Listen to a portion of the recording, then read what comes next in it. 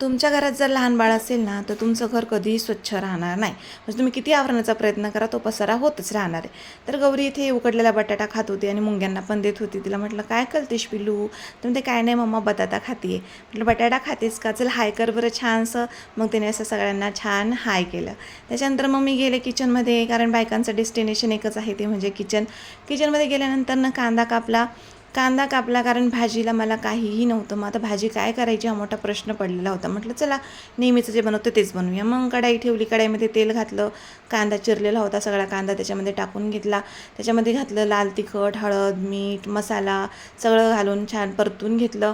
आणि परतून घेतल्यानंतर मग त्याच्यामध्ये म्हणजे थोडंसं पाणी घालायचं. मला थोडंसं म्हणण्यापेक्षा खूप जास्तच पाणी घातलं मी. आणि पाणी घातल्यानंतर जोपर्यंत ते उकळते, ते पाणीला उकळी येते, तोपर्यंत मी घेतलं बेसनपीठ घेतल्यानंतर त्याच्यामध्ये हळद, मीठ आणि लाल तिखटसुद्धा घालून घेतलं. आता ह्या इथपर्यंत ही जी प्रोसेस मी करते, तोपर्यंत तुम्हाला सगळ्यांना कळलं असेल की मी भाजीला काय बनवते. तर ह्या भाजीला आमच्याकडे डुबोक वडे पण म्हणतात. तुमच्याकडे काय म्हणतात हे मला कमेंट करून नक्की सांगा. त्याच्यानंतर त्याला छान मिक्स करून घेतलं, पण मी डुबोक वडे बनवणार नाही आहे, ते तुम्हाला कळेलच. मग नंतर मी झारा घेतला, झाऱ्याच्या मदतीने छान ही शेव पाडून घेतली. तर मी शेवभाजी बनवणार आहे. मग शेवभाजी बनवत होते तोपर्यंत गौरी माझ्याजवळ येऊन बसली आणि ही काय करते असं ती इकडे तिकडे बघत होती. त्याच्यानंतर मग ही शेवभाजी शिजत होती.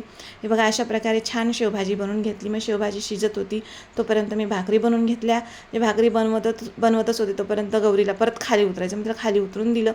त्याच्यानंतर मग हे जे शेत आहे आमच्या घराजवळचं, हे शेत आता नांगरून टाकले आणि आता इथे कोणी खेळायला येत नाही. फार ओसाड वाटतं इथे, जर कोणी खेळायला आले तर छान वाटतं. त्याच्यानंतर मग तवा गरम होता तर पापड भाजून घेतले, ताट करून घेतलं. तुम्हाला व्हिडिओ आवडला असेल तर एक लाईक करा आणि भेटूया उद्याच्या ब्लॉगमध्ये. बाय.